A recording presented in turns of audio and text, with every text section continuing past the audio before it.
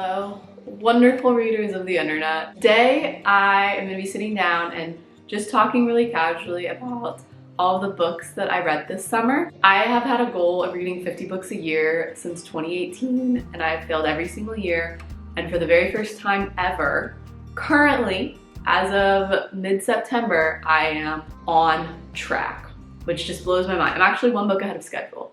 So I did so much good reading this summer while I was traveling around. Reading is my favorite hobby, my oldest pastime, my first love, all of that good stuff. And while I was traveling this summer, I had the privilege of reading such good books. And I'm just gonna really casually take you through them today and talk about books and hopefully give you some recommendations. I do not have a specific genre that I lean towards. I really do like them all. So this haul and this review will be a lot of me reviewing a whole bunch of different kinds of books. So let's get into the books. Oh, so the first book that I read was Margos Got Money Troubles. I was so excited for this one because any like contemporary, just novel about like young adult women, I just eat up. So Margos Got Money Troubles is basically about this girl, Margot. She is in university. She gets pregnant accidentally. The dad does not supply her anyway, and she needs a ton of money. The story kind of follows like her just journey towards getting money. She ends up starting an OnlyFans account, and so the book talks a little bit about that, but it also is a big commentary on like women and how girls are treated, specifically girls that maybe get pregnant a little bit young. And the book was so funny. Margot is a queen. All of the side characters were so wonderfully fleshed out in this book, and it was just hilarious. I won't give too much away, but the main kind of conflict in the story is Margot getting money, and then there is an eventual kind of ploy to have her lose custody of her child. And so the book talks a lot about that, and it is just a perfect chaotic storm. Like as you are reading it, you are rooting for Margot so much, even as she is just chaotic and making these wild decisions. So I love this one. I thought that it was absolutely great. After Margot's Got Money Trouble, I was really in the like contemporary literary fiction vibe. So I picked up Piglet by Lottie Hazel. Piglet, I didn't love as much. If anything, I love an unhinged woman. That's like my favorite trope to read about. The gist with Piglet is she has this perfect life on paper, right? She has a lovely job, she's got good coworkers, good friends, she's close-ish with her family, and she's engaged to marry this man. And she finds out that this man has not been the best. She finds out a secret, like kind of right before their wedding day. The whole premise of the book is, should she leave this man right before their wedding? And the story grows and builds, and you just are screaming at her, trying to convince her to make a decision. The story, similar to Margot's Got Money Trouble, is an interesting commentary on the roles that women play and what is suspected of a woman and what it means to be a woman that goes along with what society wants versus a woman that chooses what she wants. This one took me a little bit longer to get through, I will say, but it was still a good read. I think I gave it like 3.5 stars. After that, I read one of my few nonfiction books that I read this year. I haven't read too many nonfiction, but I read Everything is Tuberculosis by John Green. And fun fact, a couple weeks ago, I was at the National Book Festival here in DC, and I got to hear John Green talk basically for an hour all about tuberculosis, but I had already read the book, so it was really fascinating. I'm a huge John Green stan. I was in middle school when The Fault in Our Stars came out, and I remember getting it the day that it came out. So I love his writing. I love him. I'm a history teacher now, so we play Crash Course videos all the time. He's just great. Everything is Tuberculosis was fascinating. Public health and particularly like disease prevention, I think is so interesting for a field that I don't know a ton about. Like, I haven't read a ton of public health books, but the gist of Everything is Tuberculosis is just that. Everything is tuberculosis. John Green makes an argument for how every single thing can be tied back to tuberculosis and how it is such a preventable disease in the 21st century, but how it is still not accessible in third world countries, and how that is a human rights issue that everyone should be paying attention to. In his talk, he also mentioned, I don't know if this was mentioned directly in the book, but in his talk that I went to with him, he talked about how history kind of glazes over disease because it is more interesting to talk about battles and wars versus like mankind being brought down by a bacteria, which I thought was so fascinating because disease has really shaped a lot of American, or not even American, disease has shaped a lot of world events and phenomena. I mean, look at COVID. And it's difficult to talk about it in the history books. I did like the book. I think I ended up giving it, oh gosh, probably 3-4 stars. It was good. After that, I read The Women by Kristin Hannah. I've been having a really strong fascination with Vietnam, specifically the Vietnam War. Ever since I taught about it in a push last year, I kind of forgotten about the Vietnam War. And then when I was teaching it, I was like, oh, you know, this is fascinating. This time period in history is really interesting to me. And I love Kristin Hannah. I think she's an amazing historical fiction author. So I was really excited to get my hands on The Women, and it did not disappoint. I really loved it. The premise of the book is Frankie loses her brother in Vietnam. That's not a big spoiler. That happens in like chapter 2. And as a result, she goes and enlists in the army and becomes a nurse in Vietnam.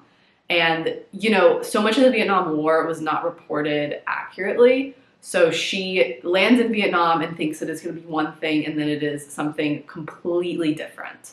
So the book explores her time in Vietnam, the people that she meets, the men that she meets, and her experience after coming back to the United States, because a lot of Vietnam soldiers were not treated as heroes when they got back, the way that like World War II soldiers were treated as heroes. A big reason that the book talks about and that I think society agrees with is because the Vietnam War wasn't going well. So like World War II, the United States won, so everyone was welcomed back as heroes. The Vietnam War was very controversial. People didn't even want to be in that war to begin with.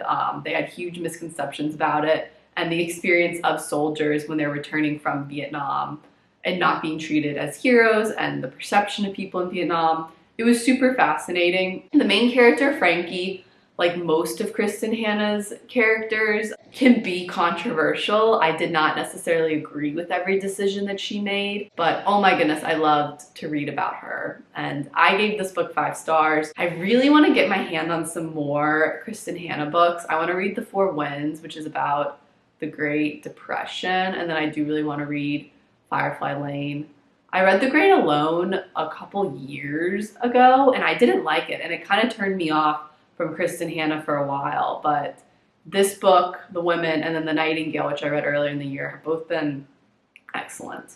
Oh boy, and then I read Releasing 10, which, if you know me, Boys of Tommen, I read it in January, very beginning of the year.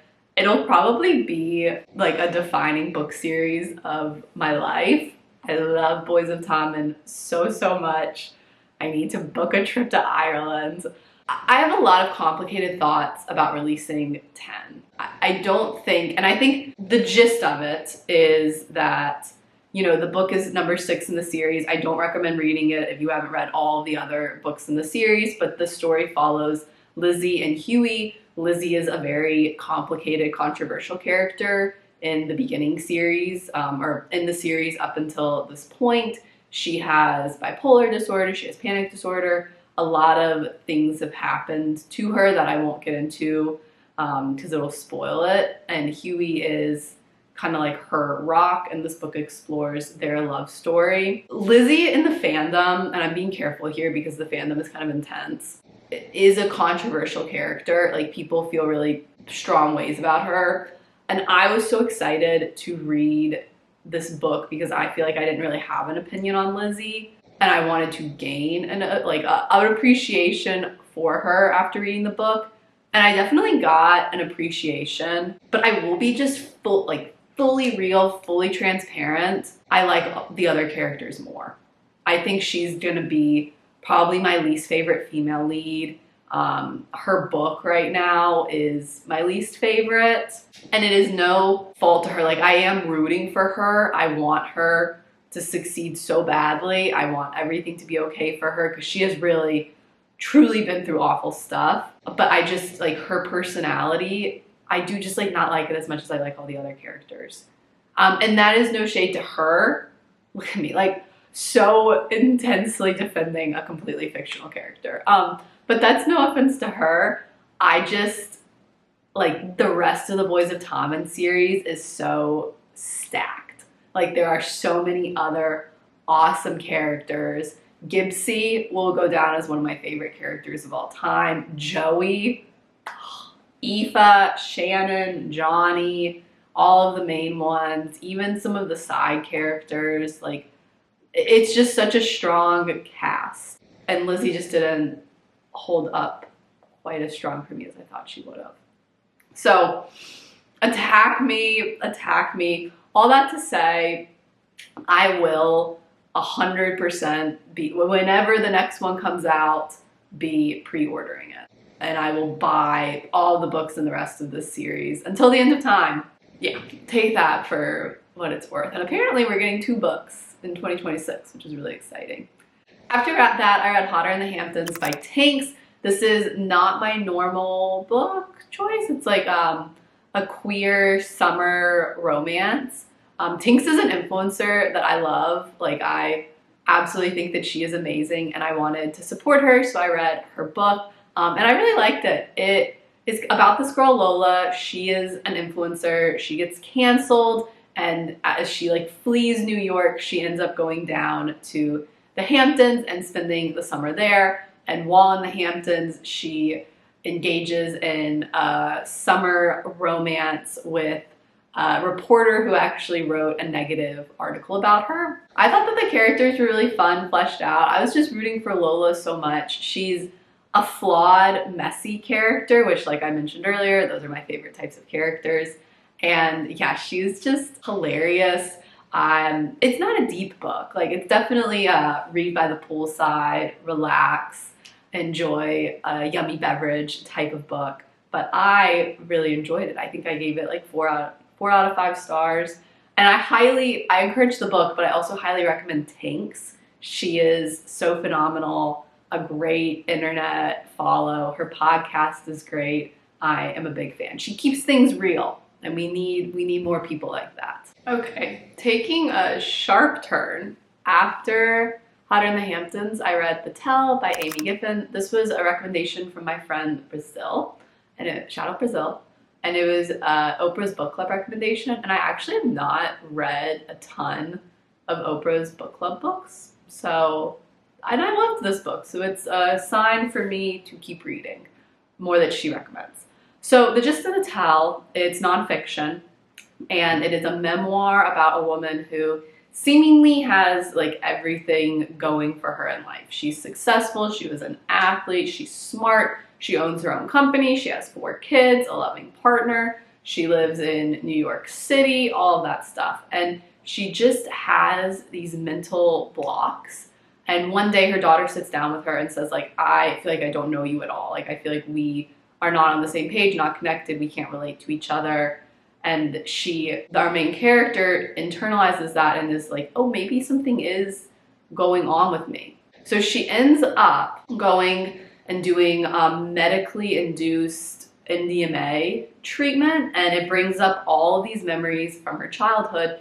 And lo and behold, she had a very traumatic experience in her childhood that her memories had completely suppressed. So she had these very, very vivid memories that she had no idea that had happened, and she was like 50 years old, I think, when she realized that all of these things had happened to her. And knowing what she now knew, it had formed the context for everything that had been going on in her entire life. So the book is about half of like her uncovering what happened to her, and then about half of her trying to get justice and get peace from the situation.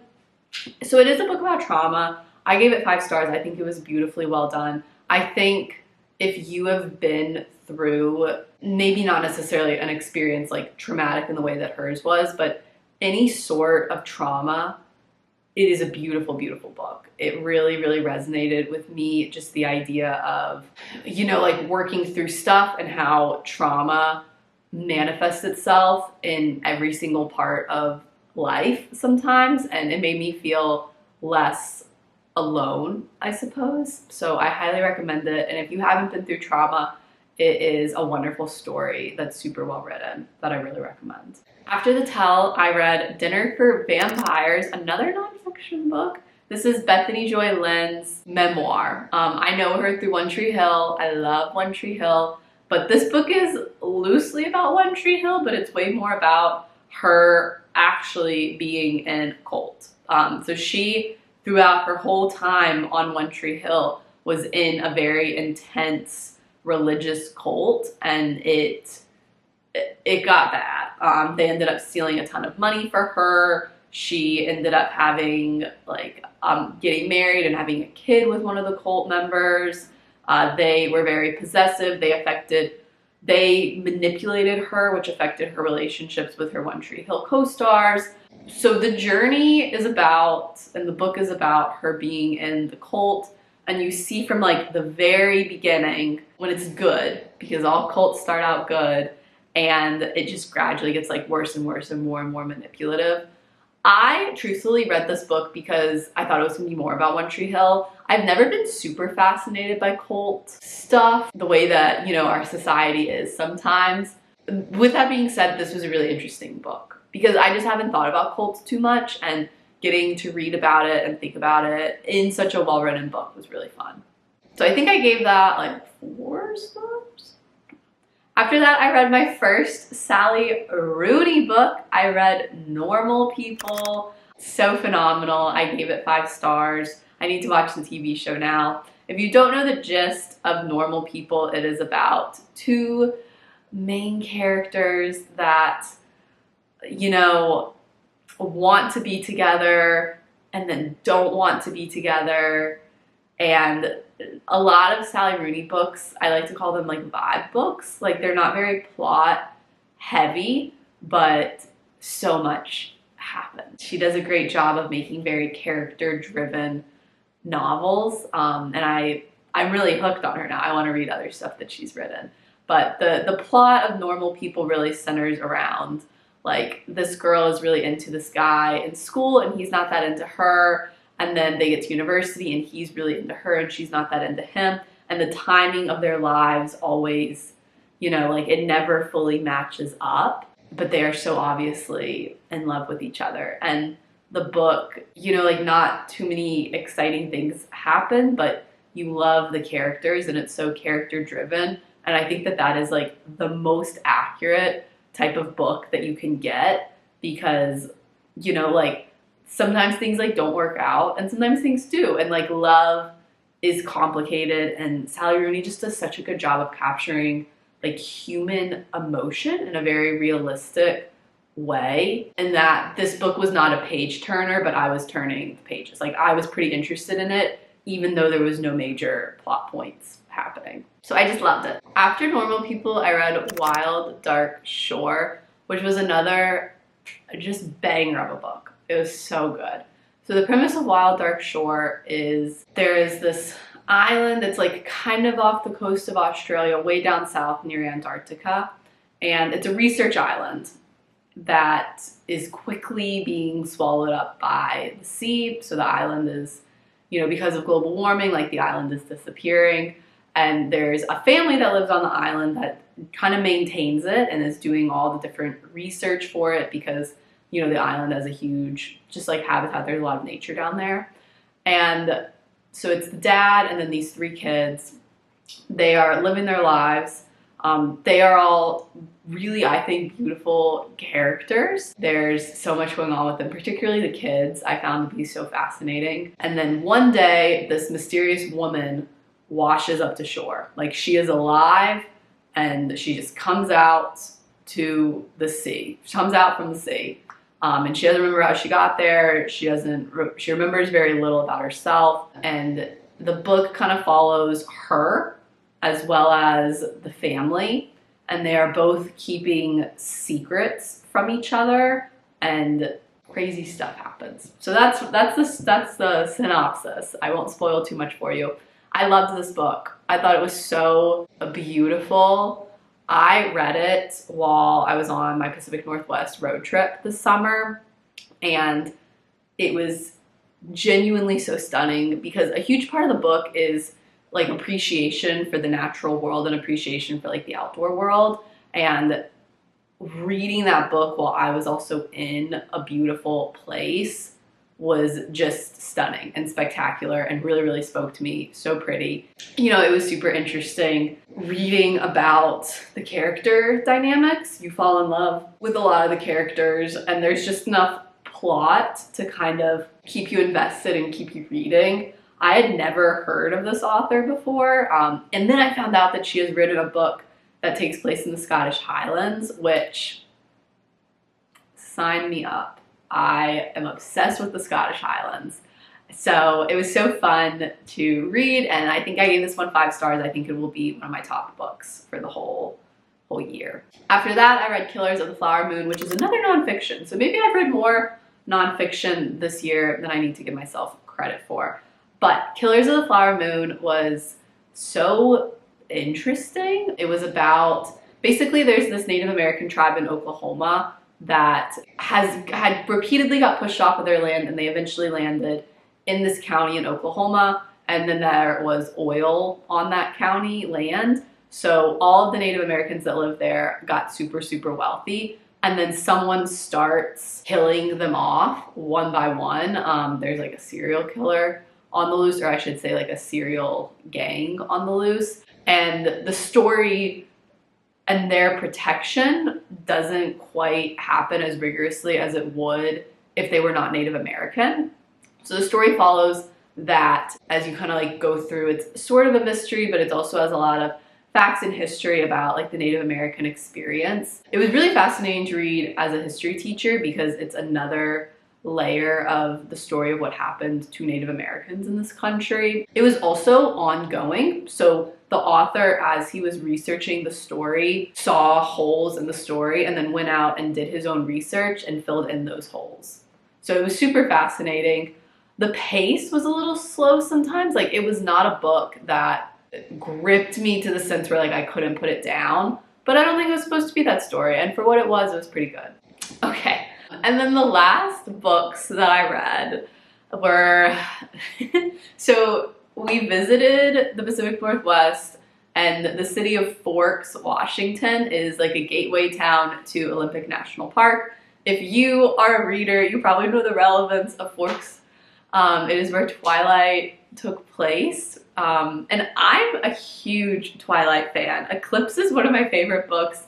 I reread it every year around the holidays, but since I was in Forks and, you know, like I went by all the Twilight stuff and I got to see Bella's truck, I decided to just reread the whole series. And oh my gosh, I'm so glad I did. Rereading Twilight while you're in the Pacific Northwest is like an elite top human experience.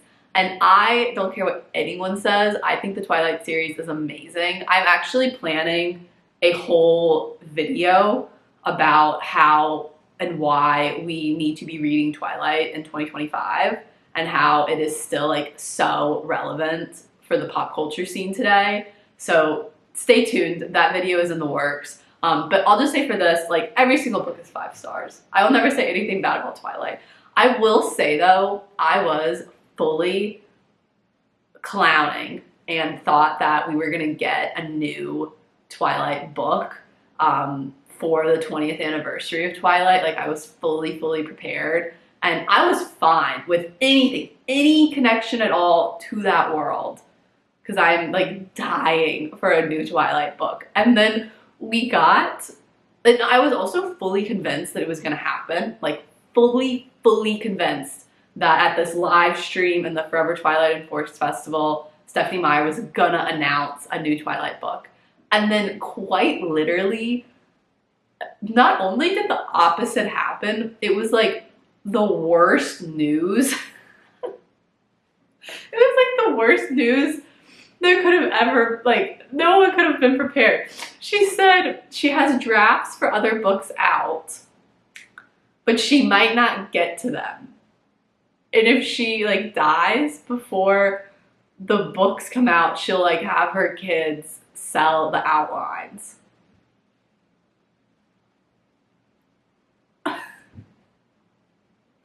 And I fully thought we were getting a new book before the end of the year, because Stephanie Meyer always does something for the, like, in 5-year anniversary increments. And I get that she's working on the Midnight Sun series, the animated series, and I get that the more graphic novels coming out, and I get that she's, like, fleshing those out, and, like, that's where her time is for the most part. It's just a real bummer. I really, really wanted another book. But alas, I read all the Twilight books, including Midnight Sun. I actually prefer to read Midnight Sun over the original Twilight now, because it's the same plot, and, like, I love stuff from Edward's point of view. I think he's a fascinating character. So I read all of those, and they were so fun. And now it's fall, and I'm getting into fall reading. I'm reading a couple different books right now.